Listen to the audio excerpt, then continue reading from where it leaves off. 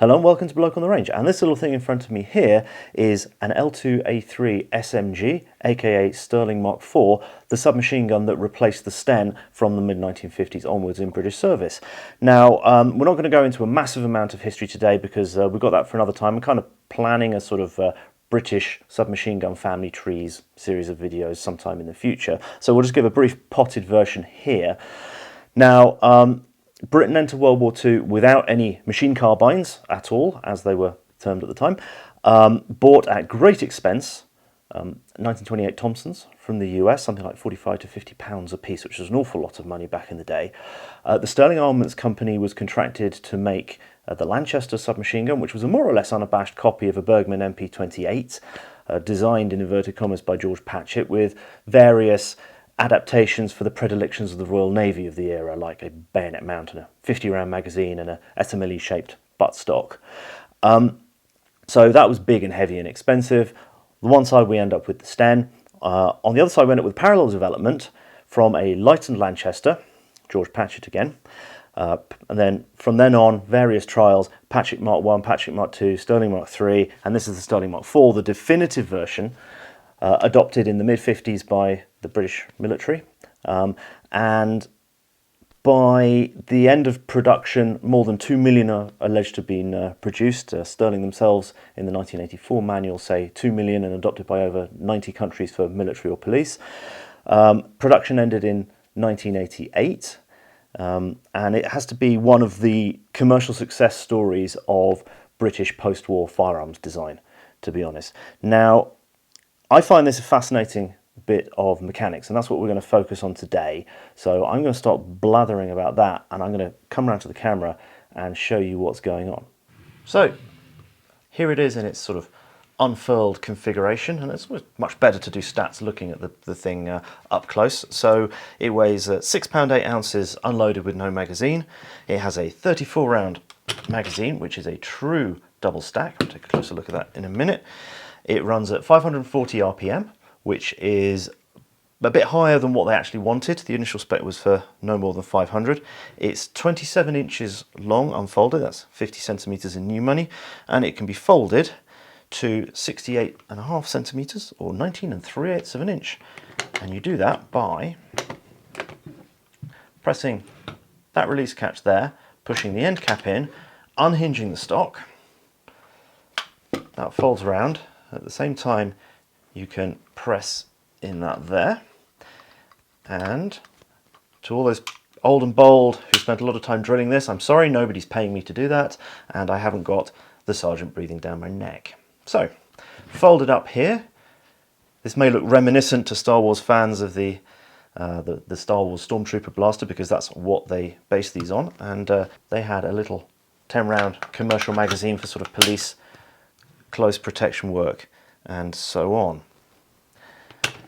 So let's take that out. I'm just going to unfold it again. So I need to unclip that. We push in on the latch and on the end cap, and then we can fold it down, and we're back and we can see what we're doing with the controls. Now it has a thumb lever safety that's actually quite accessible, marked safe 1 for repetition, single shot, and 34 for the full magazine. The military ones, the British military ones, say R in that position and A in that position.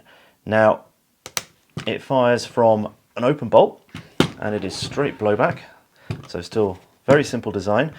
And in the safe position, it locks the bolt forwards, and this solves one of the problems of open bolt blowback submachine guns, which is that if the bolt can move and you've got a mag on and you drop it, it can ride back far enough sometimes to take a round. And Peter Laidler's collector grade book reckons that he'd done tests where they dropped a STEN onto concrete from 9 inches and it went back far enough to take a round.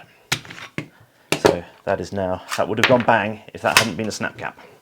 So if I fold it up again, you can see that as the stock folds, there's a hook there that engages into that slot there, and then that piece there, a little dimple, acts as a detent there. This will enable us to have a closer look at the front end. So you've got a bayonet boss for a number 5 jungle carbine bayonet and a lug there. And they issued not only actual number 5 bayonets, but they also had their own Sterling specific ones, and these are all horribly expensive in both cases. Front sight is well protected, nice solid protectors on both sides there, and it's a blade that's driftable laterally for line, and the blade can be screwed in and out to adjust for elevation. There's 2 Allen bolts there which are used to retain the barrel, so it's actually quite easy to remove the barrel on this. Soldiers were not meant to do it though.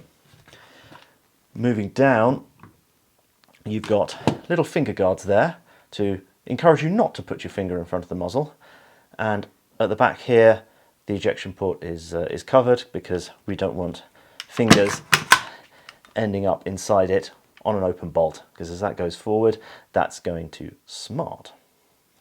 Now, unlike on a STEN, the magazine housing is at an angle. The initial models, the initial trials versions, were actually with a STEN magazine, and from the Patchett Mark II onwards they had this funky true double stack. And in fact this magazine won't go in. I have to go through my STEN stash because sometimes these will fit. So you've got a better presentation angle for the rounds, and the curved magazine helps with feeding, and frankly being a true double stack it's much easier to fill the magazine, because here's the STEN one is an old school double stack single feed like a pistol magazine, and this is a fault inherited from the Bergmann MP28. They're super sensitive on the condition and angle of the feed lips, so this is a huge improvement. It actually runs on rollers. The follower is a pair of rollers, which is a great way to reduce friction. Magazine release is a button on the top, just like on a STEN. Nothing's changed on that front, so it goes in. You never whack the end of it because that can displace around. Press that in, off it comes. So the hinge for the stock is just behind the pistol grip. Here, a close look at the catch, and when you're reassembling it, I'll show you that in a minute, you actually have to push quite a long way to get that out. Rear sling swivel on there, and there isn't a swivel on the front. You just clip the sling in, there's a little dog clip into the barrel jacket there. On the right hand side you can see the fixed ejector, kind of STEN Mark II style on there. This is in the cocked position, cocking handle there, release slot there, and the rear sight is a 2-position 100-200 meter unit with a bigger hole for 100 and a smaller hole for 200. It is open bolt, so how much good shooting you're going to be doing at 200 I really don't know. So we've already done the first step of taking it apart, which is to fold the stock, and we need to make sure that the selector is set on A, or 34. So all fiddling around with it is done with it on A, otherwise the sear can get in the way. So the first thing we need to do, obviously check it's clear, drop the bolt under control. The manual, both the commercial and the military manuals, are quite insistent that you don't let it slam against the rear of the barrel, although on an empty mag there's no last round hold open, so on an empty mag it's going to do that. It's going to do that anyway. But they want to minimise it. It's probably because of the way the barrel's mounted that it will start to knock it forward. They're quite insistent on that on the STEN as well, actually. So under control. Always operate it with forefinger and thumb. Never like that. The military manual is very insistent, and the reason is that there were apparently, well, there are anecdotes of incidents of people with cold wet hands cocking it like that because it feels more ergonomic and slipping off. And if you let go any time before the sear is engaged, which is a long way back actually on this, so any point you let go up to there, it's going to fire around. So forefinger and thumb to operate it in either direction. So this is now ready to strip. So we press the catch, we push in, rotate it, and off it comes. Now what we've got in the end cap here, and this is solid, and this is a much more solid and more elaborate construction than a STEN.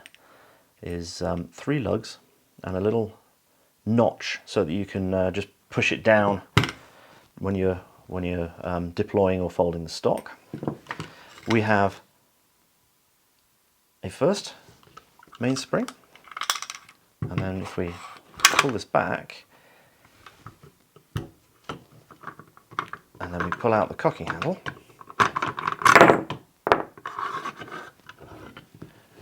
we've got a bolt, and then we've got another spring. And the reason for this is that just with a simple one-off spring, it was not reliable. So you've got 2 springs with different stiffnesses and 2 spring cups, and these are not to be attempted to be separated. This is treated as one unit, and you just clean it like that. The manual is very much insistent that they should not even be attempted to be separated. The cocking handle is again a more elaborate part than on a STEN, and the end is tapered there because at the bottom here, and if I can get the light in, if I can actually turn some more filming lights on, I can actually get some light in here, and you can see that there's a plunger there that's spring loaded.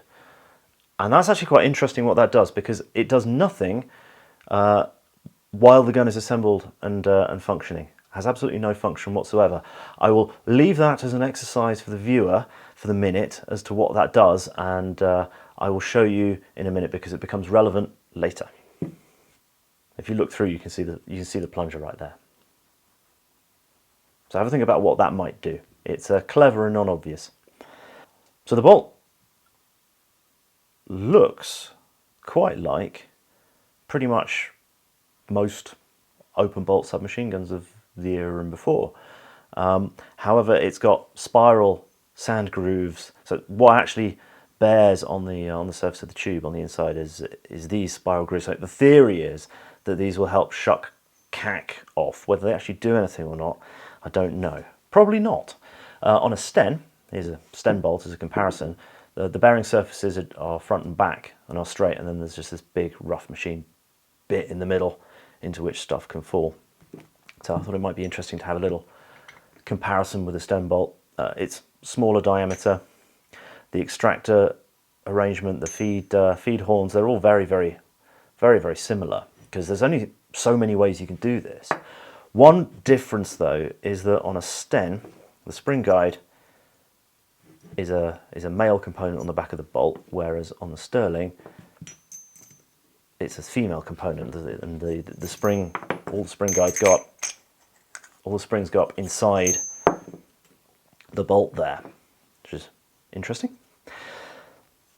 If you can see there a bright line, it's because actually that is the bent that engages with the sear. It's at the bolt face rather than further back, and then that there that looks like a bent is what engages with the safety. Compare that to a STEN, where that's the bent there, only comes across part way, and there is no proper safety. There's just the safety notches. So that's actually as far as it's supposed to be disassembled by a soldier, but the trigger group is modular and can be taken out, the coin or the rim of a cartridge. If you look up here, you've got LOCK for lock and FREE, free, and we can rotate this from one to the other quite easily, and then push out that pin, at which point we can pop the trigger group out. So this is quite funky as a cartridge system. Safe, semi, full, and if I put it on full, all that happens is the trigger pulls the sear down and it can just slide back and forth doing its business. So what happens on semi is that the sear is dropped.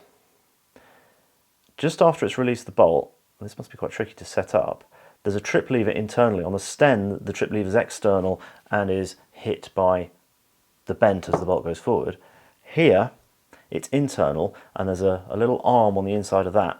So as it releases, internally it goes click and pops back up, and what resets it is the bolt passing back over it.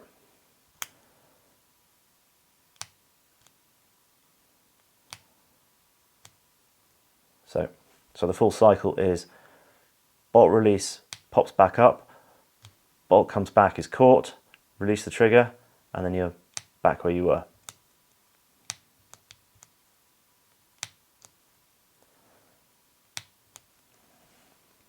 I think that's kind of clever. This can be stripped further by an armourer, but I'm not going to do that. If anyone's interested in more details to what's going on there, I'll put a link to the commercial manual in there, in the description. So this goes back in the opposite order.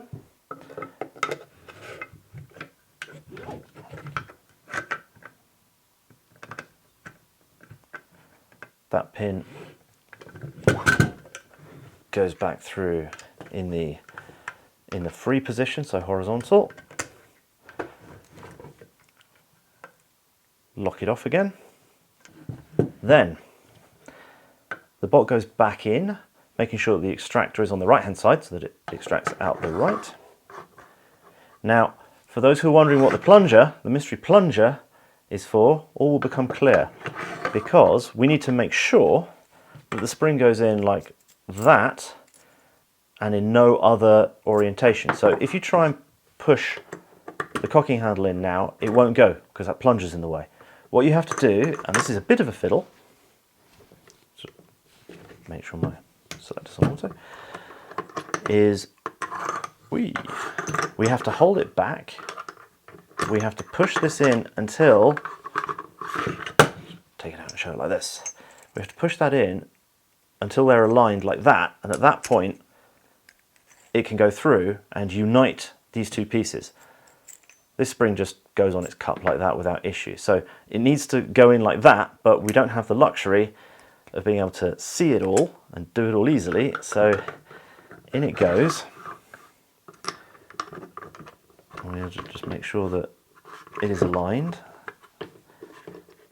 Yes, I'm sure all the old and bold are tapping angry comments at me because I'm making a faff out of this, but I don't have the DS bearing down on me, and as I said, nobody's paying me to strip and reassemble this lots of times. In fact, the manual says to strip and reassemble it as little as possible.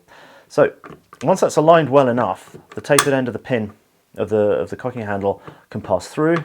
You push it down so that it can pass between the edges of the cocking handle slot.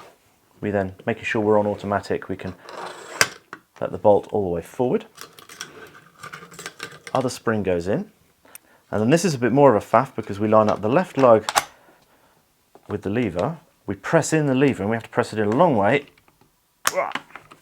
Turn it to the right, click, and we're in. And you can see now what that little notch is for, because if I try and push it down, that doesn't go very far, and those are the retention notches for the stock. But if I press that down a bit more, it goes in just that little bit further, so we can fold or deploy the stock. Now, quick function check. British military likes function checks. So safety catch operates on repetition.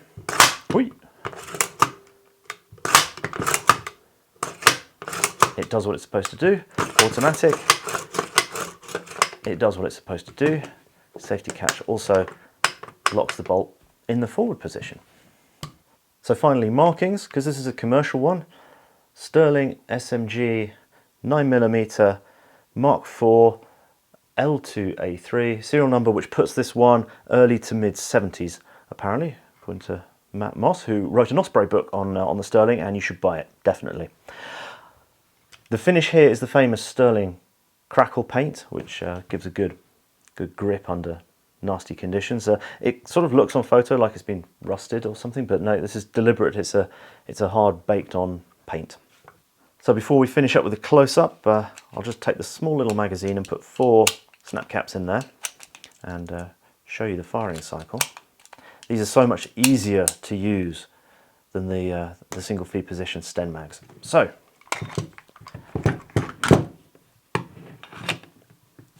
the gun will be loaded with it on safe, like that. Nothing can happen, can't go off if dropped, contrary to popular belief. Let's say we put it on repetition. So zooming in right there, I think we can see there the cartridges and the chamber, and I will just slow it down because I don't have high frame rate here. So that goes like that, and it jams because it's meant to go a bit quicker than that. Let's do this a bit faster. Bang, fixed firing pin.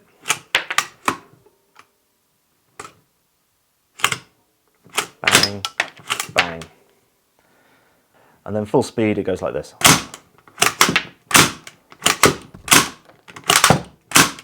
So as I said earlier, this progressively replaced the STEN in British service from the mid-50s onwards. The STEN hung around in Territorial Army rear line units until the 1960s, probably the latter part of the 1960s. It is very much a better firearm in pretty much all respects. The only one thing that I could say that any of the STENs does better than this is that the Mk.4 is a bit more stable in full auto fire, probably because it's got less bolt run up for the initial shot and it's heavier. But fundamentally, this is a much better package. The other question is usage-wise. I've asked around some of the old and bold from back in the day, and I get different answers depending on role and unit. It certainly seems that in some units, which are probably teeth infantry, it was used like the STEN, so NCOs, officers, section commanders. In others, and there's a publication from the early 80s from the light infantry role, it was basically used sort of as the M1 carbine was intended in American service for people otherwise embuggered with other stuff, radios, Carl Gustav, anti-tank weapons, that sort of thing. But it was very widely used.